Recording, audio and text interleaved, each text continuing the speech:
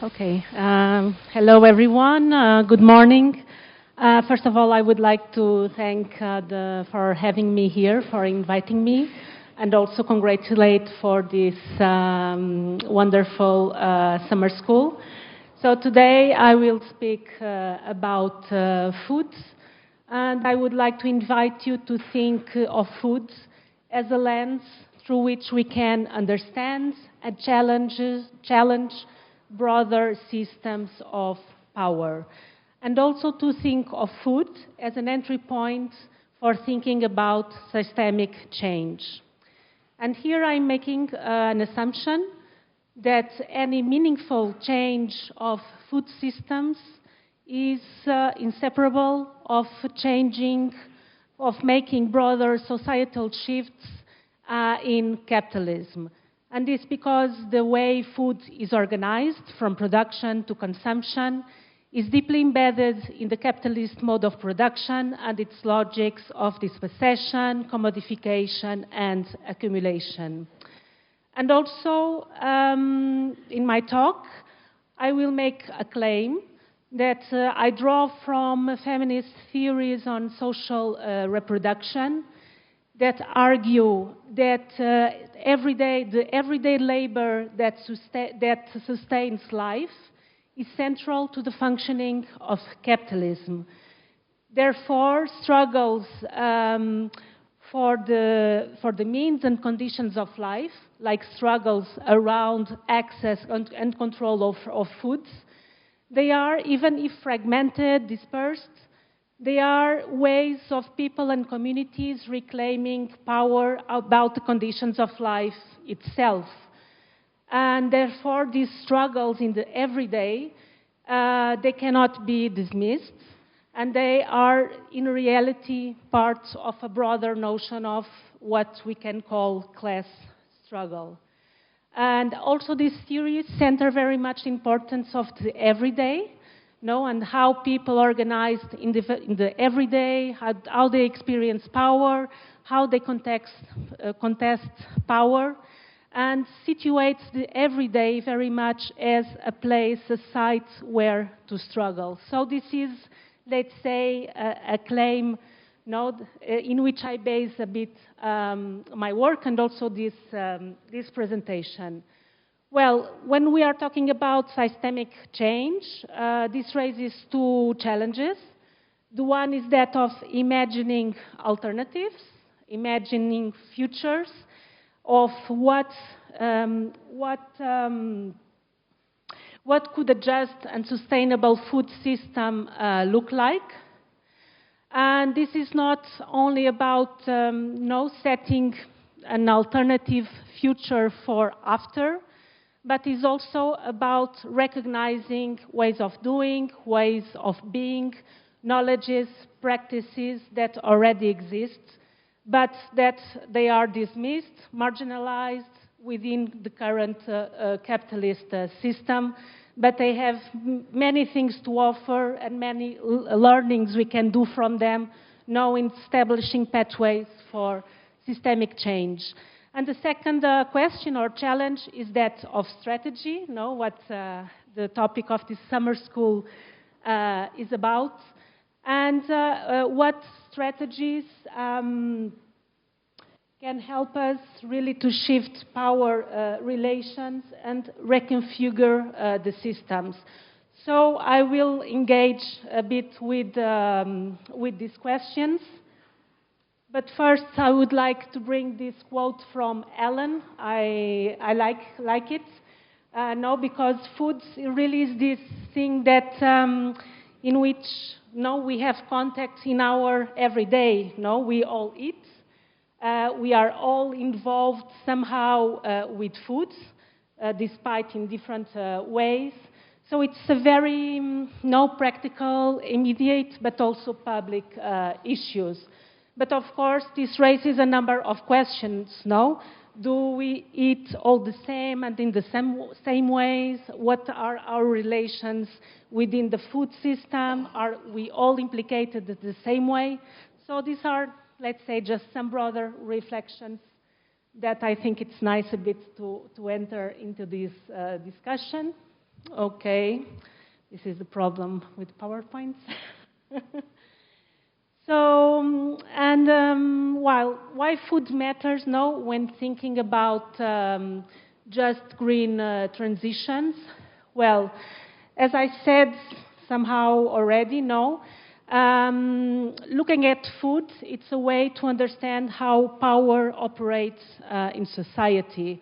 So it connects us very much with issues of economic inequality, with environmental injustice, public health disparities, and also it allows us to understand, for instance, the legacies of colonialism in the way land ownership is structured, and so on. So it can be a prism through which we look into these inequalities and these legacies of colonialism, also of the different regimes of accumulation of capitalism, and also of development agendas. No? For instance, proposing green solutions, but that end up aggravating economic and environmental injustice.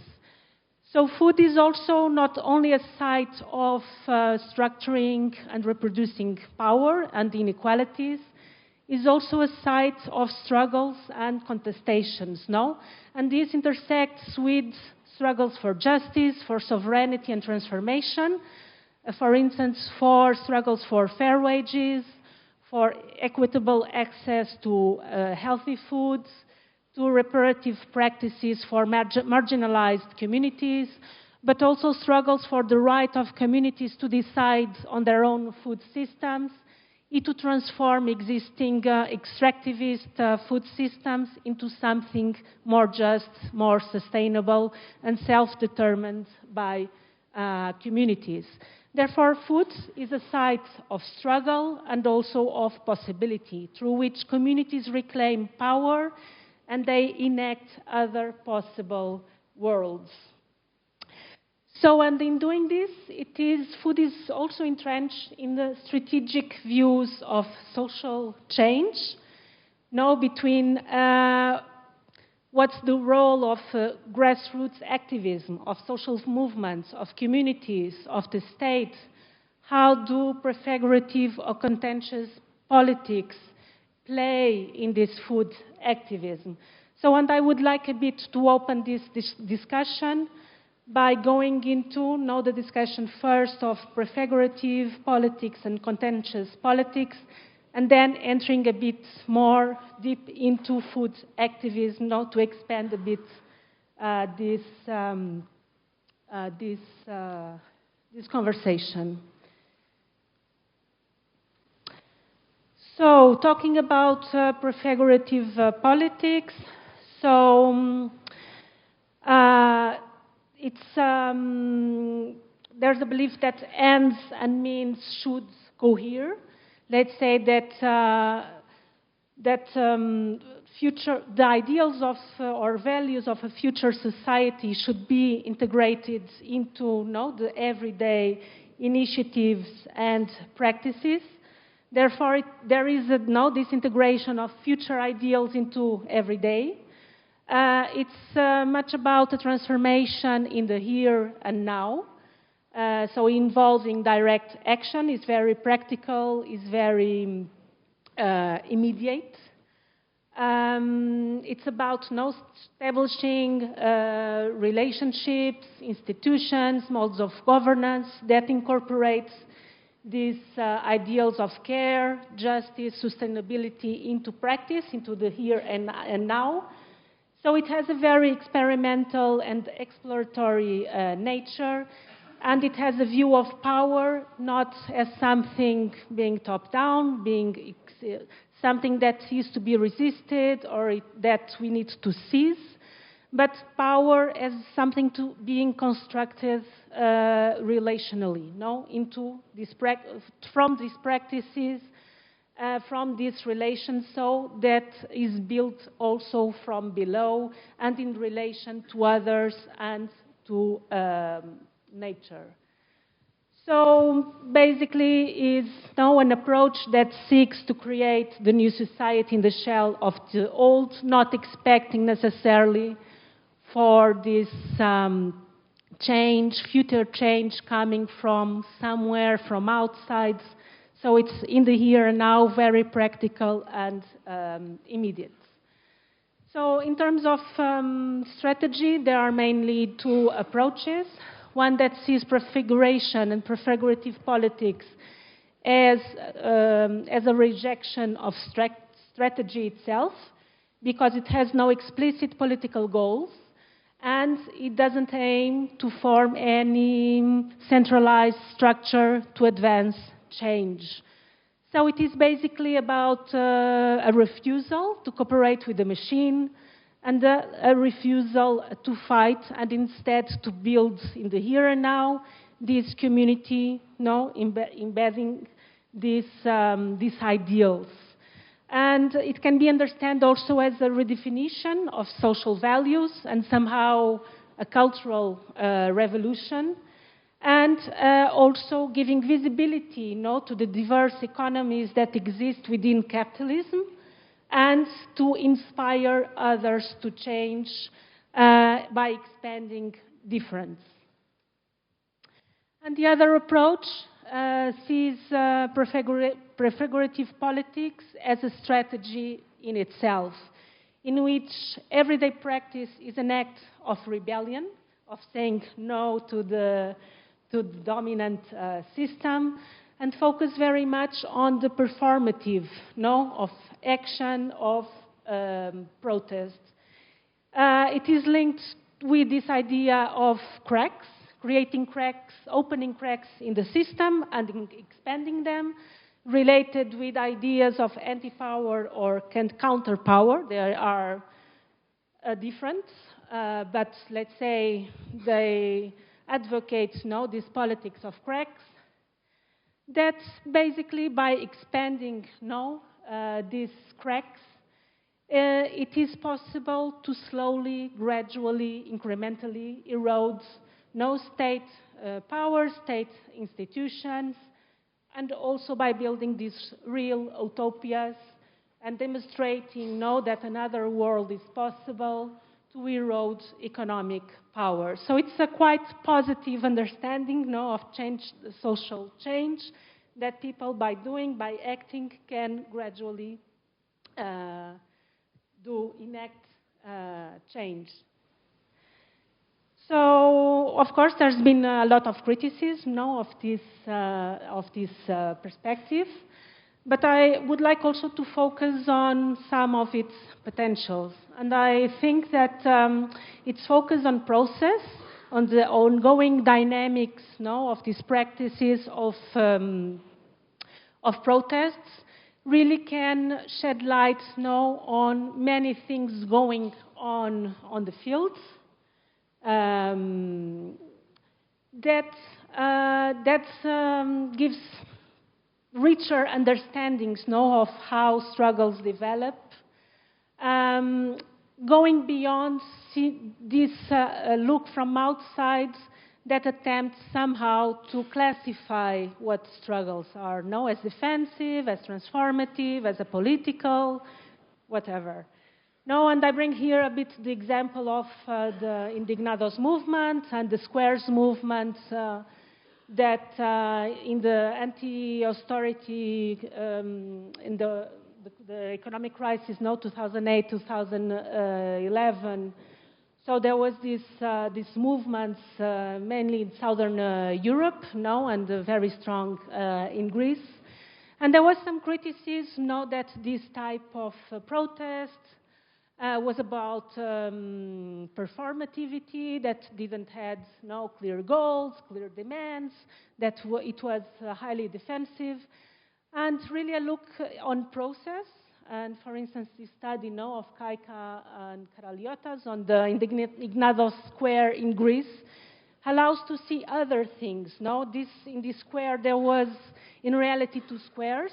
One of very nationalistic, chauvinist, and exclusionary views of anti-austerity politics conducted by the far right, and the other more on the left, based on solidarity, ways of collective organizing, and so on, that really was able to sustain over time no anti-austerity politics.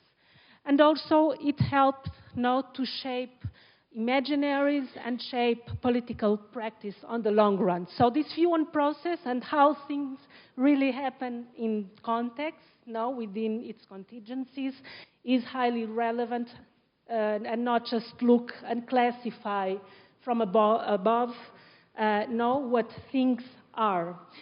But, well, the main criticism is really about this, this positive incrementalist view that in which this type of protests, initiatives really don't reflect so much on the conditions in which they act and the barriers, institutional, economic, and so on. So that somehow this is not included now in these ideas around prefigurative politics. And of course, the risk now of seeing crisis as an opportunity, and this was a bit discussed. So now this idea, and it was quite common during the period, during the austerity policies periods, but before also in Argentina, for instance, as crises, as moments where there's an eruption of the social and of these alternative practices, and that this can automatically represent a pathway to social change. And in reality and history tell us otherwise. There's no casual link.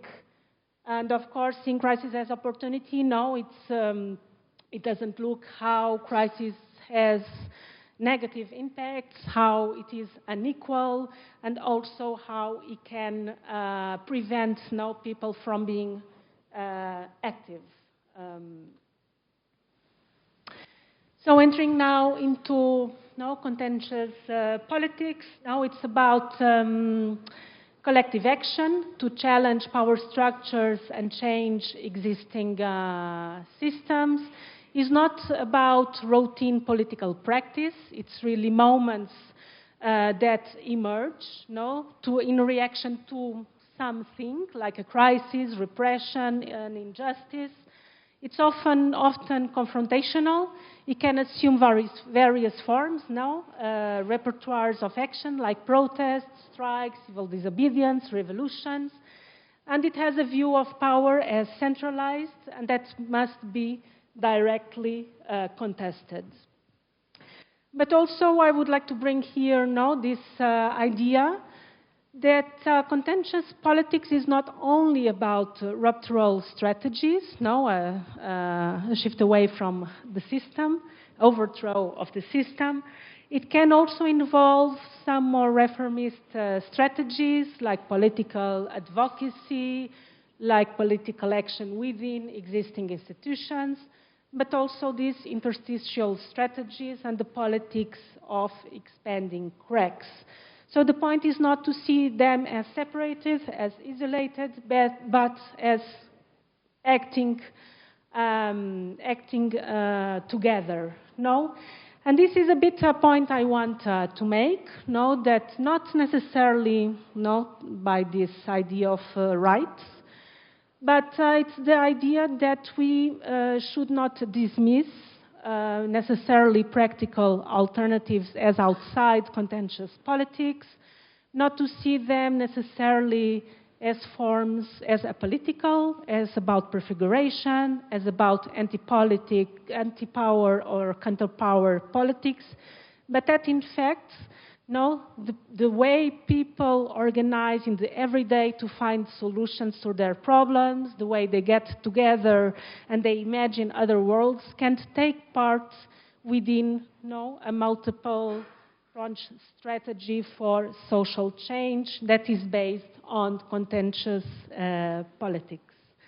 And this I would like also to call for us to move somehow beyond silos, beyond these analytical and normative silos of approaches, to really look into the complex dynamics of transformative political action. So this is more or less a resume of what I've been saying. And just now focusing here a bit on the examples, now what could be considered as fitting within prefigurative politics, now these urban gardens, food cooperatives, seed-saving initiatives, CSAs on the part of contentious politics, like the land occupations of the landless workers of Brazil, farm worker strikers, or anti-GMO protests. But in reality, the point I want to make is that seeing this as apart, separated, is not a good way to analyze what these movements are about, and we need to have more complex analysis that try to somehow see how struggles combine and what strategies and tactics combine. Seeing power not only built from below or from above, but how, what's in the middle, the intersections between these levels. So, and expanding a bit for food movements.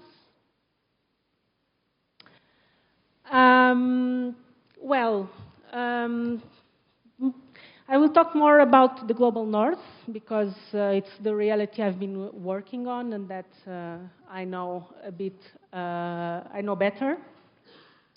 No, but there has been an emergence of a multiplicity of alternative food networks or food movements that emerge in response to what we can call a multidimensional crisis of the agri-food system, either increased hunger, food insecurity, food or diet-related diseases, environmental degradation like in biodiversity loss, soil erosion, water depletion, also disappearance of small farms and rural depopulation, fragmentation of rural communities, and so on. So these are very things that can be part of an understanding of this crisis in the food system, and in response, a multiplicity of these type of initiatives emerge, like very diverse between themselves, like organic agriculture,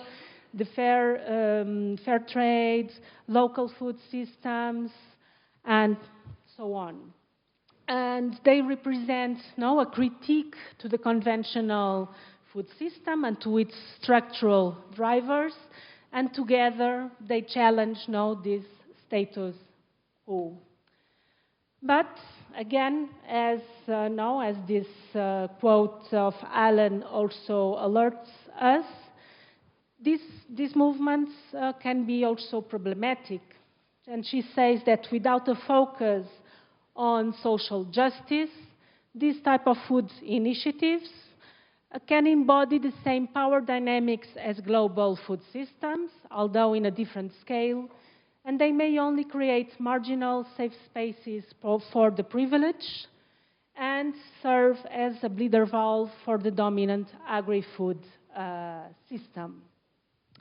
So a bit in response to this class-based and color-based elitism of the mainstream agri-food movement, and this mainly in North America and the US, emerges very strongly the movement for food justice in the 90s, but that it has radical roots in the US civil rights movements, and for instance, the action of the Black Panthers Party, for instance, that it had a program of free breakfast for children, that saw food as part of a larger program for Black liberation and community autonomy, and that laid the foundations of addressing through food issues like racial capitalism, engaging in these structural critiques, and not viewing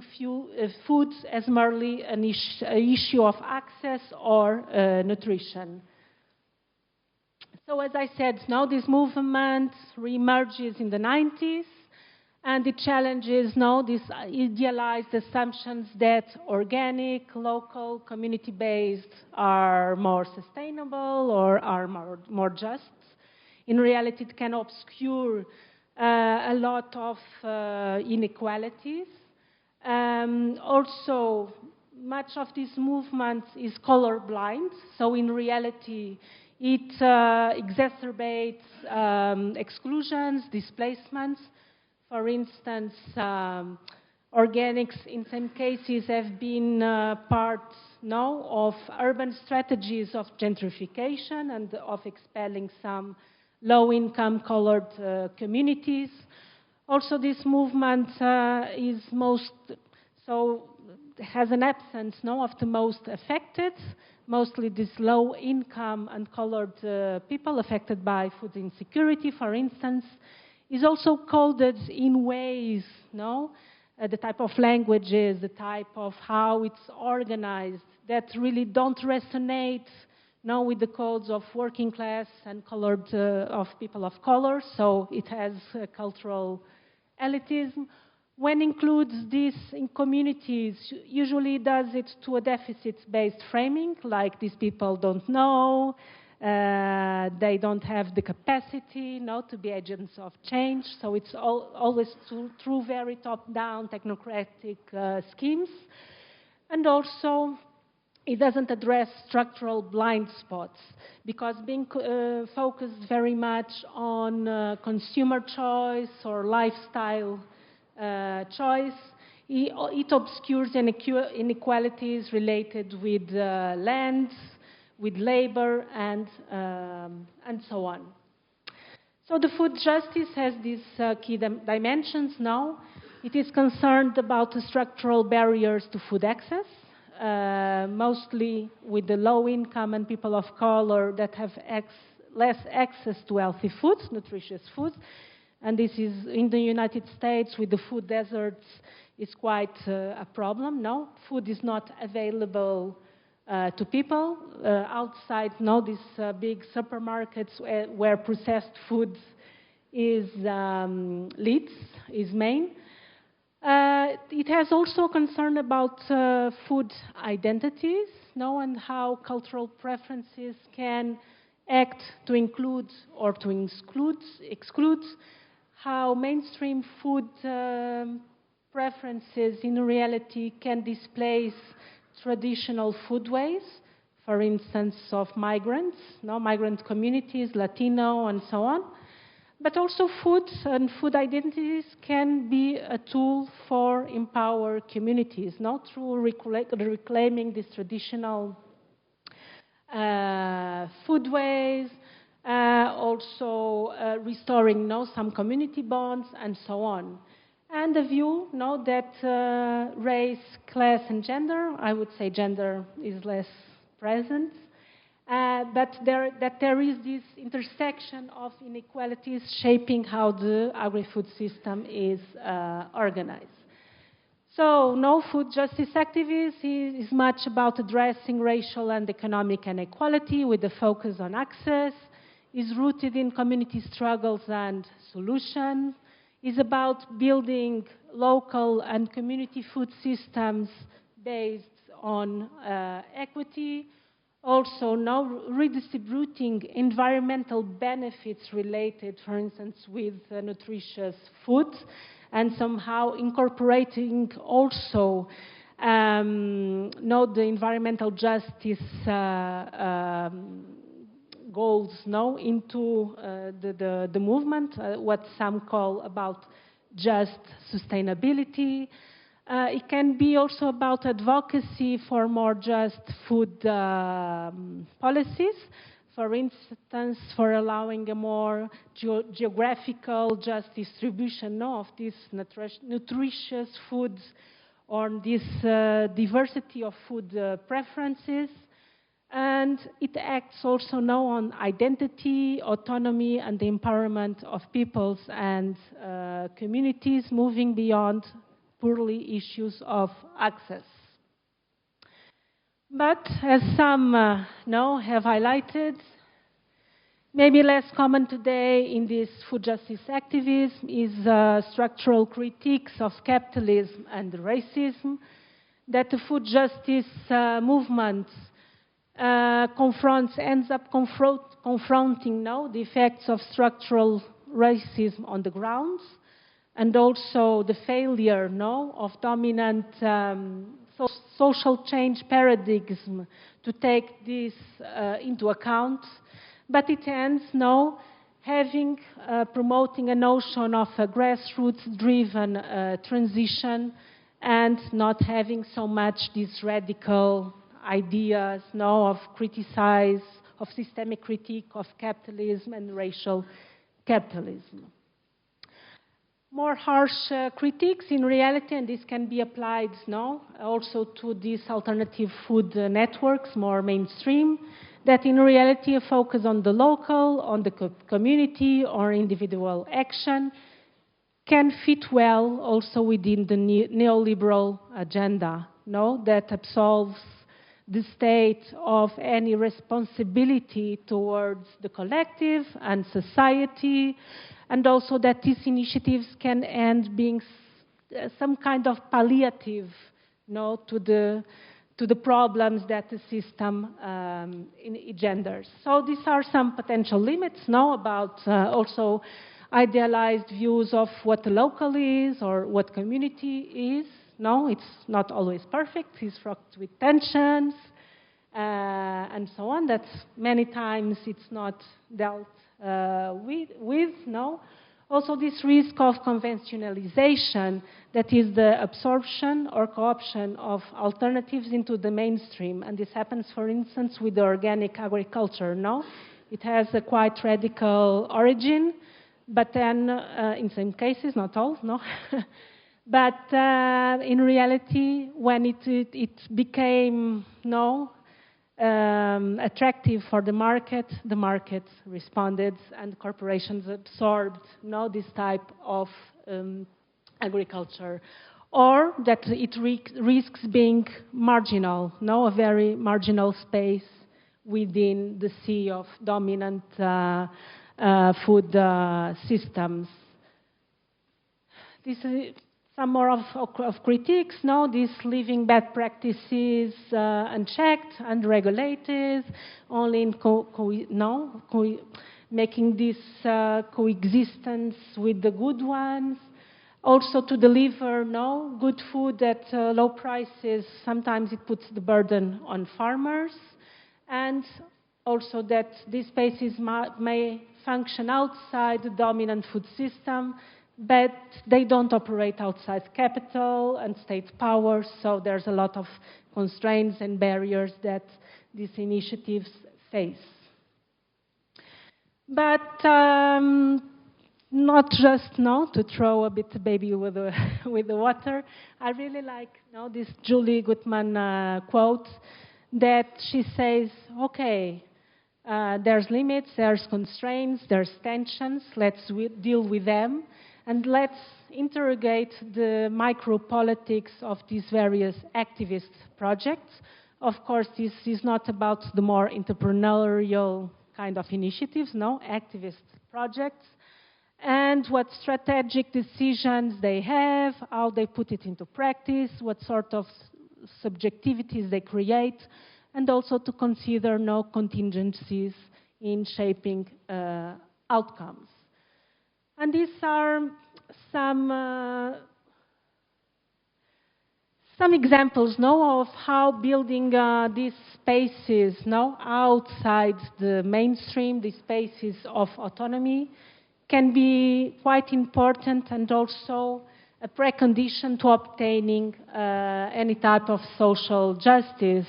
And for instance, indigenous struggles for autonomy, self-determination, reclaiming traditional food pathways, and so on. All of this is fundamental to in constructing food justice, also problematizing these framings of justice based on participation, recognition, and distribution. So it's more than that, it's different than that. It's more about sovereignty, if you want.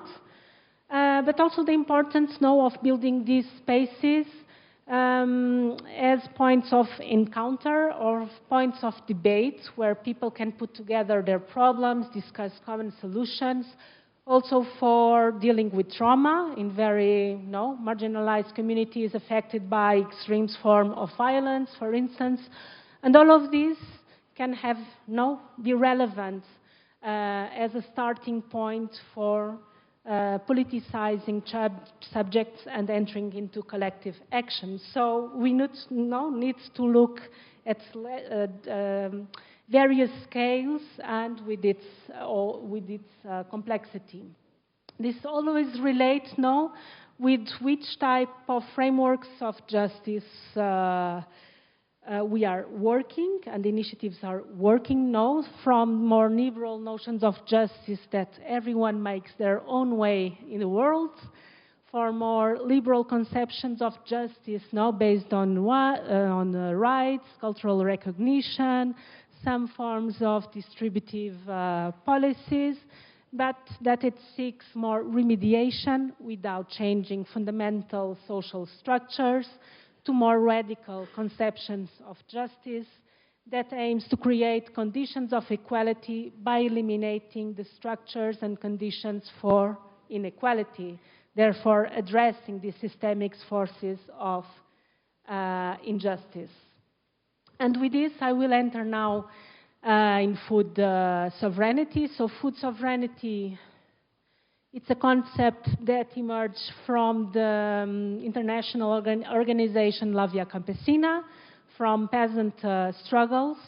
Via Campesina origin is in 93, and it joins today, it's an organization of many organizations and movements, and joins today around 200 million people of peasants, pastoralists, fishers, indigenous peoples.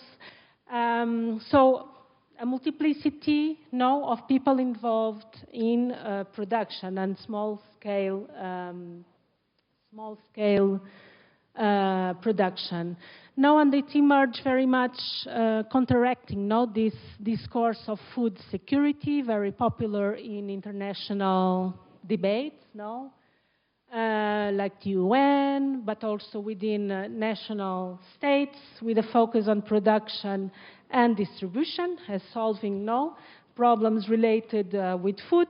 And food sovereignty says no, that's not enough. No, we need to discuss questions of power and of democracy, of who controls food and the producing resources, who gets to decide what is grown, how and where, and for whom.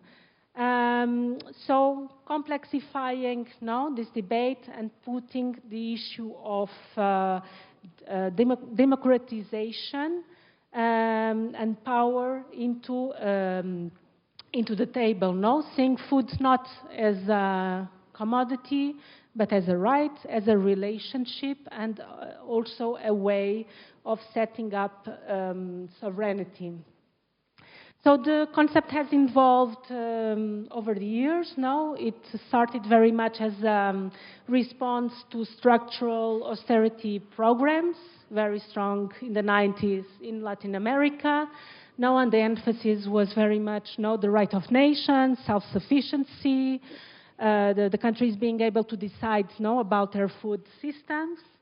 But it has been transformed into the rights of people, so opening up, also considering the shifts in the terrain of struggle of globalization, and also because it's included even more different food producers, not only peasants or small farmers.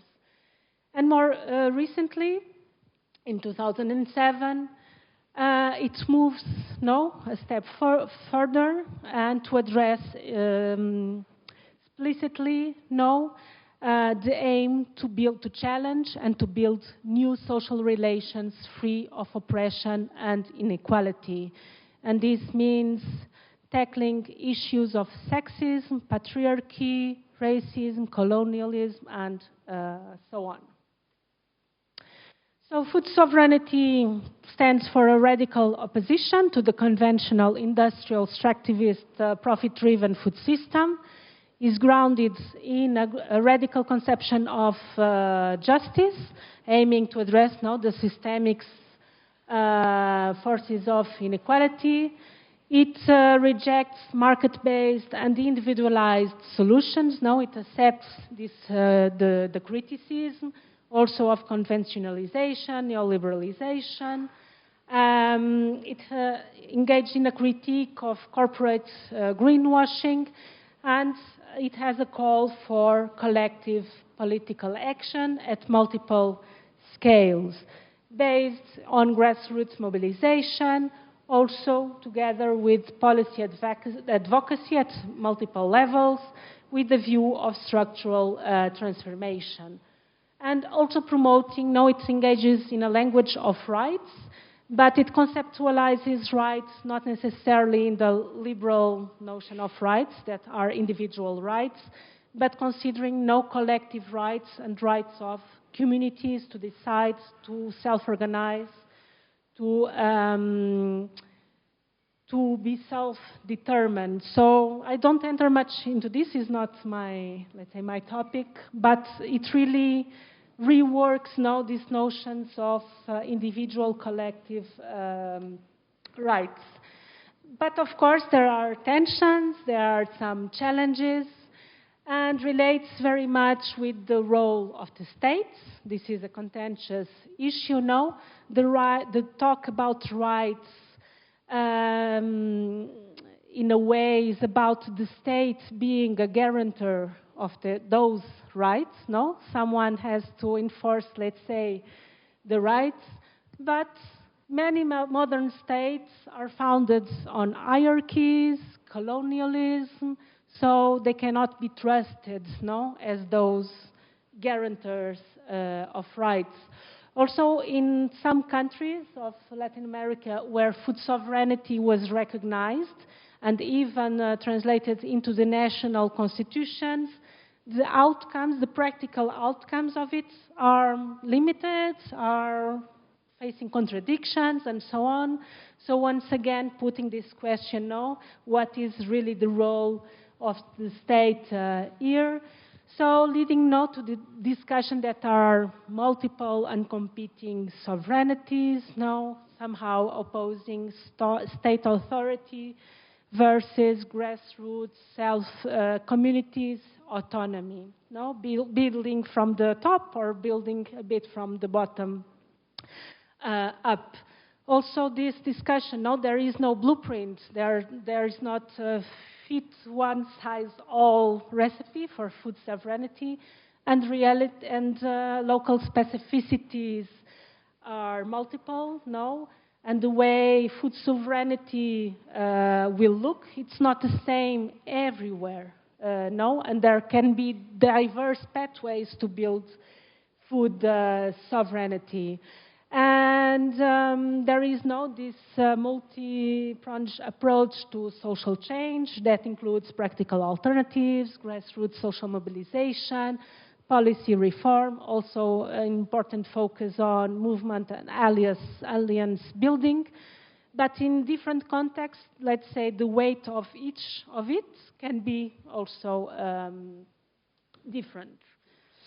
But it has been proposed and I think Via Campesina also embodies this perspective, a way of moving beyond these binaries and these the state or the communities or grassroots initiatives and so on, is to have not a top-down or bottom-up perspective of sovereignty, but a relational approach to sovereignty and to power,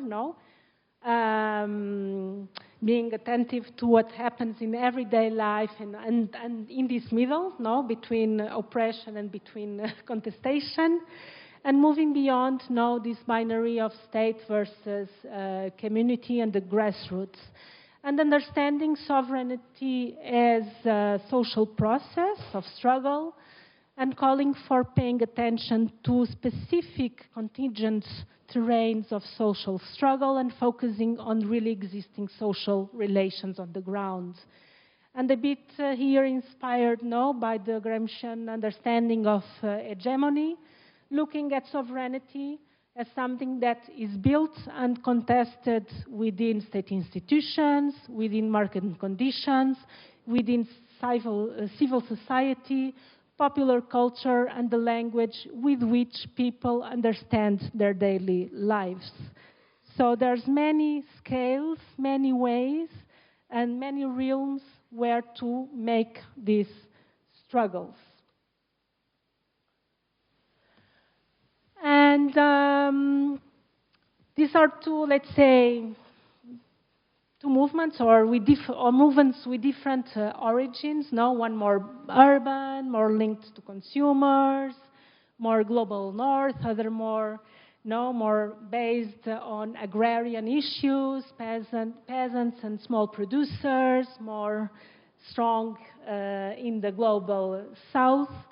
But linking both these understandings and frameworks is quite useful. And also food sovereignty works within these frames of food justice that in reality puts the focus on exposing these structural inequalities related with racial capitalism, patriarchy, and so on. And food sovereignty expands this conversation, by shedding light on uneven development, the global political economy, and the rights of people's communities to reclaim control, social control, and autonomy, on the way they want to live their life and define the food systems. So I would say to walk towards a just and sovereign food system. And this really can potentiate the building of the movement and of alliances also. And here Via Campesina is very strong, reflecting its core values based on collective struggle, solidarity, and systemic transformation, attempting to build collective power across borders from the local to the global and vice versa, challenging these globalized food systems, but acting at different scales, from place-based across space and scale. Also centering grassroots leadership. The leadership is not separated from local struggles and local structures, but in reality emerges from it. So there is no separation between, let's say, some type of intelligentsia, or intellectuals, but in reality there is this leadership coming from the grassroots. Also attentive to giving voice to female leaders, to the youth, and creating autonomous space where people can organize to discuss specificities and influence the politics of the movement. And for instance, in terms of the women's organization, it's quite strong since early beginning of the movement, And the idea also of building alliances with the labor unions, with the feminist movement, for instance, with the World March of Women, with anti-colonialist struggles. So this idea of broadening to alliances and joint conversations with other movements and struggles is quite important also. So very rapidly, entering here into the conclusions. So I tried to discuss a bit food, not just about food we produce or consume or relate in our everyday, but as a site where we can understand how power is structured, experienced, contested, and also as a strategic lens for systemic change, where many of these ideas come into practice also. Now discussing these divergent different political strategies between prefigurative, contentious politics, but calling to move beyond silos, no, to have a broader, more complex view of transformative political action. Also highlighting, no, food justice and food sovereignty, they are distinct, but they are interconnected, and the movements do these interconnections, and this is a strength, it's not a weakness. Also, the importance and the power of building, no, these interconnections and building movements, and building alliances between different movements and putting all into the same conversation, transforming also, no, what the struggles and having a kind of strategic condensation also of the conversations. And to think of sovereignty and power in a more relational way that can, no, it's not only top-down or bottom-up, so complexify, no, these relations where the everyday and the everyday struggles play an important part, no, considering justice, sovereignty, and care as essential to transforming the food systems. And these are, well, some very broad, no, reflection about this new global context. We have heard about a lot about, no, these multiple crises or whatever we want to call them, no, the increased extractivism, war, authoritarianism, austerity, in reality never ended, no, and it will increase for sure, and also the climate breakdown. So we are living really difficult times, no, and what is emerging, this new world emerging, is really not looking that good in a time where movements are somehow in reflux, no? So what could be also, no, be the role of food activism? Well, I think one important thing now is, and we have seen during, no, the austerity period and the contestations that were built, building, no, these solidarity networks based on mutual aid, responding to immediate needs, but also creating, no, spaces of being together in a more collective, horizontal, solidarity-based way, can really play a role in a time where we have a lot of social fragmentation, no, and the discourse is based on aid against this group or the other, no, creating these social divisions, in which some groups are really made a bit like non-humans, no, a kind of necropolitics, and having spaces of encounter, of debating, of creating, no, these social relationships based on care, solidarity, and multi-aid can really contribute to rehumanization of these relations, and also building now a spirit of hope. I do believe hope, it's a politics of hope is important for struggle, and it was quite important now in the struggle for the anti-austerity struggle. This was quite important.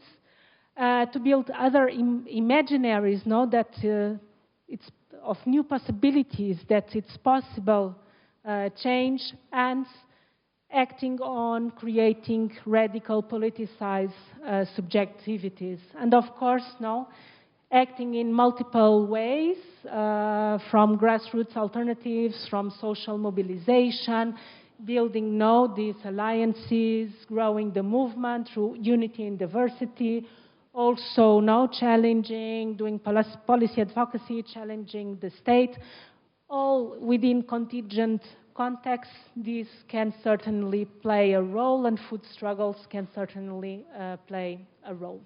And thank you.